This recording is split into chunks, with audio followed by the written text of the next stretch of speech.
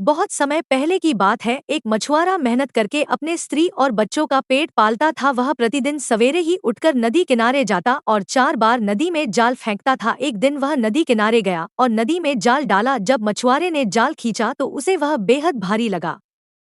उत्साहित होकर उसने कठिन परिश्रम करके जैसे ही जाल बाहर निकाला तो उसने देखा कि जाल में एक गधे की लाश फंसी थी। वह उसे देखकर निराश हो गया। उसका जाल भी गधे के बोझ से जगह से फट गया। उसने 2 बार संभाल कर फिर से जाल नदी में फेंका। दोनों बार उसमें सिर्फ और कीचड़ भरा मिला। विवश होकर वह रोने लगा, क्योंकि इसके अलावा उसका कोई व्यवसाय नहीं था। उसने चौथी और अंतिम बार जाल फेंका और खींचा तो उसे जाल भारी लगा। जाल बाहर निकालकर जब उसने देखा तो उसमें एक रहस्यमय पीतल का एक बर्तन था। उसके भार से वह समझा कि इसमें जरूर कुछ बहुमूल्य वस्तुएं होंगी, क्योंकि उसका मुंह ढक्कन से अच्छी तरह बंद था। मछुआरे ने रहस्यमय बर्तन का ढक्कन खोला और झांक कर अंदर देखने लगा, परंतु उसे कुछ नहीं दिखाई दिया। तभी उस बर्तन से जादुई धुआं बाहर निकला और नदी के ऊपर आकाश में फैल गया। वह धुआं सिमटकर एक जगह इकट्ठा हुआ और उस धुएं ने विशालकाय दैत्य का रूप ले लिया। मछुआरा घबराकर भागने लगा, लेकिन उसने सुना कि दैत्य हाथ उठाकर कह रहा है कि हे भगवान, मेरा अपराध क्षमा कीजिए, मैं कभी आपकी आज्ञा का उल्लंघन नहीं करूंगा। इतना सुनते ही मछुआरा अपना डर भूल गया और बोला, अरे भूत, तू क्या बक रहा है? यहाँ कहाँ भगवान है? मुझे बता कि तू कौन है और इस बर्तन में किस प्रकार बंद हो गया? दैत्य ने उसे घृणापूर्वक देखकर कहा, तू बड़ा ही मुंहफट आदमी है, तुम्हारी हिम्मत कैसे हुई मुझे भूत कहने की? मछुआरा बिगड़ कर बोला, और कौन है तू? तुझे भूत ना कहूँ तो क्या क्या कहूँ? दैत्य ने कहा, तेरी मृत्यु में अब अधिक समय नहीं है, मेरे हाथों तेरी मृत्यु तय है। मछुआरा घबराकर बोला, तुम मेरी हत्या क्यों करना चाहते हो? क्या तुम भूल गए कि मैंने ही तुम्हें इस बर्तन से मुक्त किया है? दैत्य ने कहा, मैं तुम्हें अकारण नहीं मार रहा, मैं काफी लंबे समय से इस पौराणिक गागर में कैद हूँ। मैंने प्रण लिया था कि 100 वर्षों के अंदर जो व्यक्ति मुझे निकालेगा उसे मैं इतना धन दे दूंगा कि वह आजीवन सुख से रहेगा, परंतु इस अवधि में मुझे किसी ने बाहर ना निकाला। फिर मैंने प्रतिज्ञा ली कि अब 100 वर्ष के अंदर जो मुझे मुक्त करेगा उसे मैं सारे संसार के खजाने दिलवा दूंगा। फिर भी किसी ने मुझे ना निकाला वापस। मैंने प्रतिज्ञा ली कि 100 वर्षों की तीसरी अवधि में जो मुझे मुक्त करेगा उसे मैं बहुत बड़ा बादशाह बना दूंगा। जब इस तीसरी अवधि में भी किसी ने मुझे ना निकाला तो मुझे बड़ा क्रोध आया और उसी अवस्था में मैंने प्रण लिया कि जो मुझे अब बाहर निकालेगा मैं उसके प्राण ले लूंगा। हाँ, उसके साथ इतनी रियायत करूंगा कि वह जिस प्रकार से मरना चाहेगा मैं उसे उसी प्रकार से मारूंगा। अब चूंकि तूने मुझे बाहर निकाला है, इसीलिए अब तू बता कि तुझे किस प्रकार मारूं? मछुआरा भयभीत हुआ और सोचने लगा कि मैं भलाई करके उसके बदले मृत्यु दंड पा रहा हूँ। मछुआरे ने अंत में अपनी रक्षा का एक उपाय सोचा। वह दैत्य से बोला, मैं समझ गया कि तुम्हारे हाथ से मेरी जान नहीं बच सकती। यदि भगवान की यही इच्छा है तो मैं इसे स्वीकार करता हूँ, लेकिन जब तक मैं अपने मरने का तरीका सोच रहा हूँ तब तक तुम मेरे एक प्रश्न का उत्तर दो। दैत्य ने कहा, पूछ, क्या पूछना चाहता है? मैं तेरे प्रश्न का उत्तर दूंगा। मछुआरे ने कहा, मुझे तुम्हारी किसी भी बात पर विश्वास नहीं होता। तुम इतने विशालकाय प्राणी हो, इतनी छोटी सी गागर में कैसे समा गए? तुम झूठ बोल रहे हो। दैत्य ने कहा, मैं परमेश्वर की सौगंध खाकर कहता हूँ कि मैं इसी में कैद था। मछुआरा बोला, तुम्हारे कसम खाने से क्या होता है? मैं तो तभी मानूंगा जब मैं तुम्हें अपनी आंखों से गागर के अंदर देखूं और उसमें से आती हुई तेरी आवाज सुनूं। इतना सुनते ही दैत्य धुएं के रूप में परिवर्तित हो गया और धीरे धीरे गागर के अंदर जाने लगा। जब बाहर धुएं का नामो निशान ना रहा तो गागर के अंदर से दैत्य की आवाज आई, अब तो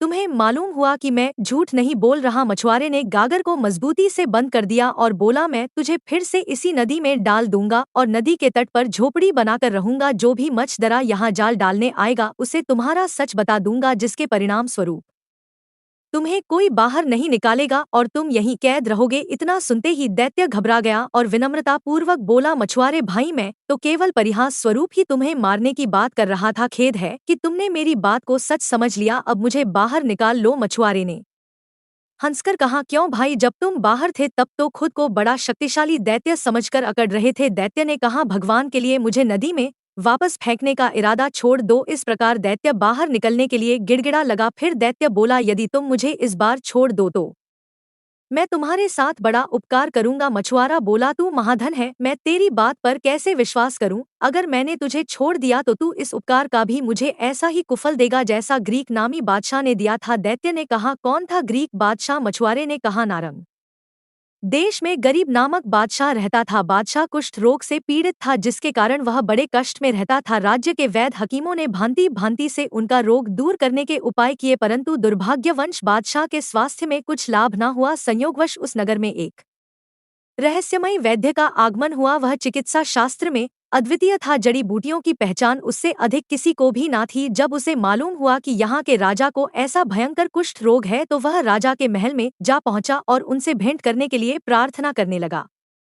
बादशाह ने अनुमति दे दी तो वह उसके सामने पहुंचा। वैद्य ने राजा को प्रणाम करके कहा, मैंने सुना है कि नगर के सभी हकीम आपका इलाज कर चुके और कोई लाभ ना हुआ। यदि आप आज्ञा दें तो मैं दवा दिए बगैर ही आपका रोग दूर कर सकता हूँ। बादशाह ने कहा, मैं दवाओं से ऊब हूँ। अगर तुम बगैर दवा के मुझे स्वस्थ कर दो तो मैं तुम्हें बहुत पारितोषिक दूंगा। वैद्य ने कहा, भगवान की दया से मैं आपको बगैर दवा के ठीक कर दूंगा। मैं कल से ही चिकित्सा आरंभ कर रहा हूँ। अवैध अपने निवास स्थान पर पहुंचा और वहां पर उसने चमत्कारी जड़ी बूटियों के माध्यम से औषधि का निर्माण किया। वह उस औषधि को लेकर बादशाह के पास पहुंचा और बोला, महाराज, मैं इन औषधियों को आपके शयन स्थान के पास रख रहा हूँ। रात को सोते समय इनकी महक आपके शरीर में प्रविष्ट करेगी और अगले दिन आपके समस्त रोग दूर हो जाएंगे। बादशाह को उसकी बात पर विश्वास ना हो हुआ, परंतु दूसरे दिन जब बादशाह उठा तो उसने अपने शरीर को ऐसा निरोग पाया जैसे उसे कभी कुष्ठ रोग हुआ ही नहीं था। बादशाह को इस चमत्कारिक चिकित्सा से बड़ा आश्चर्य हुआ। बादशाह ने वैद्य को बुलाकर अपने बगल में बिठाया। उन्होंने दरबार के लोगों के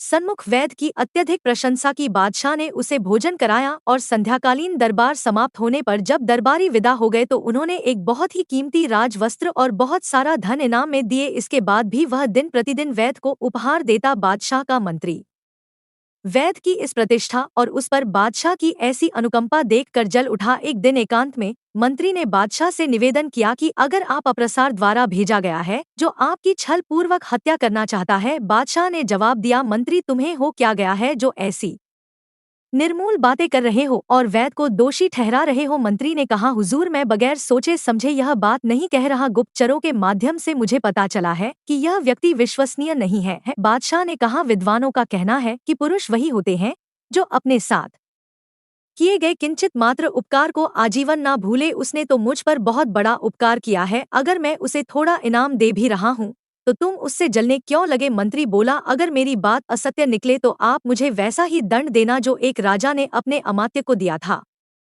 अंत में उस अमात्य को मरना ही पड़ा था। बादशाह ने कहा, तुम किसकी बात कर रहे हो? वजीर ने कहा, है राजन, प्राचीन समय में एक राजा था। उसके राजकुमार को शिकार का बड़ा शौक था। राजा उसे बेहद चाहता था, जिसके चलते वह राजकुमार की किसी इच्छा को अस्वीकार नहीं करता। एक दिन राजकुमार ने शिकार पर आना चाहा। राजा ने अपने अमात्य को बुलाकर कहा कि तुम राजकुमार के साथ शिकार पर जाओ, तुम्हें सभी रास्ते मालूम है, इसलिए एक क्षण के लिए भी राजकुमार का साथ ना छोड़ना। राजकुमार अमात्य और कई अन्य लोगों को साथ लेकर आखेट के लिए निकल पड़ा। तभी राजकुमार को एक बारहसिंगा दिखाई दिया। राजकुमार ने अपना घोड़ा उसके पीछे लगा दिया। अमात्य ने सोचा कि राजकुमार का घोड़ा तेज है और शीघ्र ही बारहसिंगे को मार लिया जाएगा, इसलिए उसने अपना घोड़ा धीरे कर लिया, परंतु बारहसिंग दौड़ता ही रहा। काफी दूरी तय करने के उपरांत बारहसिंग राजकुमार की आंखों से ओझल हो गया। तभी उसने चाहा कि वापस अपने अमात्य और अन्य शिकारी साथियों से जा मिले, लेकिन वह रास्ता भटक गया। उसने देखा कि एक डरावने पेड़ के नीचे एक स्त्री बैठी विलाप। राजकुमार ने अपने घोड़े को रोका और स्त्री से पूछा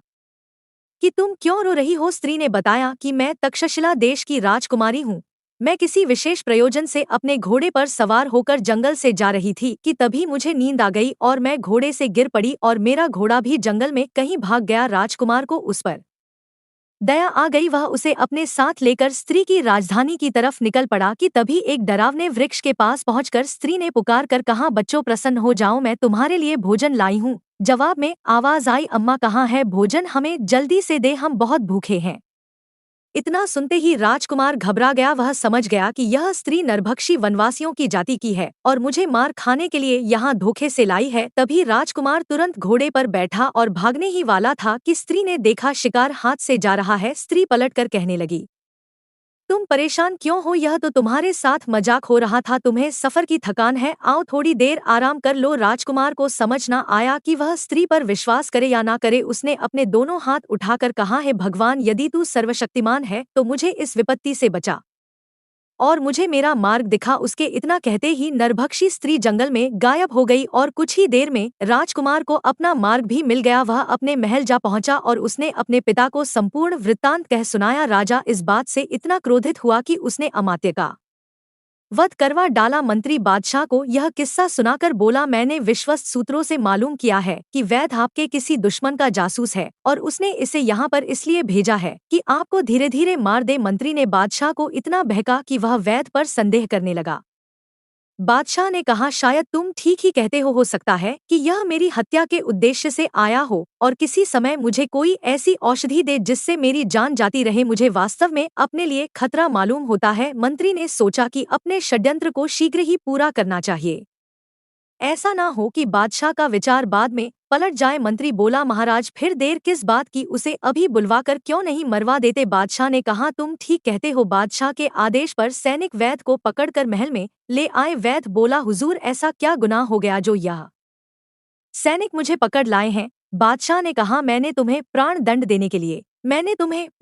देने के लिए बुलाया है ताकि मैं तुम्हारे षड्यंत्र से बचाव कर सकूं। वैद को बड़ा आश्चर्य हुआ। उसने पूछा कि मेरा अपराध क्या है। बादशाह ने कहा, मुझे लगता है कि तुम मुझे मारने के लिए आए हो। इतना कहकर बादशाह बोला, सिपाही इसका सर धड़ से अलग कर दो। वैद समझ गया कि मेरे शत्रुओं ने द्वेष के कारण बादशाह को भड़काया है। वह बहुत देर तक बादशाह के सामने निर्दोष सिद्ध करता रहा, लेकिन बादशाह ने उसे मारने की जिद पकड़ ली। बादशाह ने कहा, सैनिकों मेरा मुंह क्या देख रहे हो, इस वैद को मार डालो। वह समझ गया कि मेरी जान नहीं बच सकती। उसने बादशाह से कहा, स्वामी मुझे इतनी मोहल्ले तो दे कि मैं घर जाकर एक पुस्तक ले आऊं और उसे आपके पुस्तकालय में रख दूं। बादशाह ने कहा, तेरे पास ऐसी कौन सी पुस्तक है जो मेरे लायक हो। वैद ने कहा, वह एक जादुई पुस्तक है। मेरे सर के काटे जाने के बाद आप उस पुस्तक के छठे पन्ने के बाएं पृष्ठ की तीसरी पंक्ति को पढ़कर जो भी प्रश्न करेंगे उसका उत्तर मेरा कटा हुआ सर देगा। वैद की बात सुनकर बादशाह को बड़ा आश्चर्य हुआ। बादशाह की आज्ञा अनुसार सिपाही वैद को उसके घर ले गए। अगले दिन जब उसे बादशाह के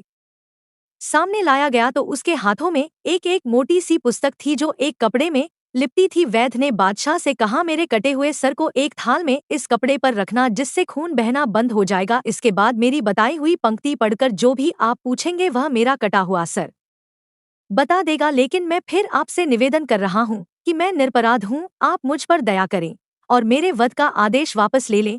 बादशाह ने कहा, नहीं, अब मुझे जो भी सुनना होगा तेरे कटे हुए सर से ही सुनूंगा। तेरे रोने पीटने का कोई लाभ नहीं है। यह कहकर बादशाह ने पुस्तक अपने हाथ में ले ली और जल्लाद को वैद को मारने की आज्ञा दी। फिर उसने थाल पर अस्त्र रखवाया और जब कटे हुए सर से खून बहना बंद हो गया तो राजा और दरबारियों को बड़ा आश्चर्य हुआ। अब उस कटे सर ने आंखें खोलकर बादशाह से कहा, पुस्तक का छठा पन्ना खोल। बादशाह ने जैसे ही पुस्तक खोली, पुस्तक के पृष्ठ एक दूसरे से चिपके हुए थे, इसलिए उसने उंगली में ठूक लगाकर पन्नों को अलग करना शुरू किया। जब छठा पन्ना खुला तो उसने देखा कि उस पृष्ठ पर कुछ नहीं लिखा है। बादशाह ने कहा, पृष्ठ तो खाली है। तो कटे सर ने कहा, आगे के पृष्ठ देख, शायद उनमें लिखा हो। बादशाह उंगली में थूक लगाकर पृष्ठों को अलग करने लगा। वास्तव में वैद ने पुस्तक के प्रत्येक पृष्ठ पर विष लगा रखा था। उन पृष्ठों में लगा विष बादशाह के शरीर में प्रवेश कर गया और उसकी हालत खराब होने लगी, किंतु उसने कटे सर से प्रश्नों के उत्तर पाने के शौक में इस पर कुछ ध्यान ना दिया और अंततः उसकी दृष्टि मंद पड़ गई और वह राज सिंहासन से गिर पड़ा। वैद के सर ने जब देखा कि विष पूरी तरह छड़ गया और बादशाह क्षण दो क्षण का मेहमान है तो वह हंसकर बोला, हे क्रूर अन्याय, तूने देखा कि निर्दोष की हत्या का क्या परिणाम होता है। यह सुनते ही बादशाह के प्राण निकल गए। इस प्रकार उसे अपने किए का फल मिल गया। मछुआरा यह कहानी सुनाकर दैत्य से कहने लगा, यदि गरीब बादशाह वैद की हत्या ना करता तो भगवान उसे ऐसा दंड ना देता। दैत्य, तेरा हाल भी उस बादशाह की तरह है। तू अगर बंधन से छूटकर मुझे मारने की इच्छा ना करता तो दोबारा बंधन में ना पड़ता। अब मैं तुझ पर दया करके तुझे फिर से स्वतंत्र क्यों करूं। मैं तो गागर समेत तुझे फिर नदी में डाल रहा हूं जहां तू अनंत काल तक पड़ा रहेगा। दैत्य बोला, मेरे मित्र, तू ऐसा ना कर। मैं अब तुझे मारने का इरादा कभी ना करूंगा। बुराई के बदले में भी भलाई करनी चाहिए। तू भी मेरे साथ ऐसी ही भलाई कर जैसी इम्मा ने अतिका के साथ की थी। मछुआरे ने कहा, मुझे वह कहानी नहीं मालूम, तू बता तो मैं सुनूं। दैत्य बोला, यदि तुम यह कहानी सुनना चाहते हो तो मुझे मुक्त करो, क्योंकि मैं गागर में अच्छी तरह नहीं बोल पाऊंगा। मुझे मुक्त कर दो तो मैं तुम्हें और भी बहुत सी अच्छी कथाएं सुनाऊंगा। मछुआरा बोला, मुझे नहीं सुननी तेरी कहानी। दैत्य ने कहा, तो मुझे छोड़ दे तो मैं तुझे बेहद धनी व्यक्ति होने का उपाय बताऊंगा।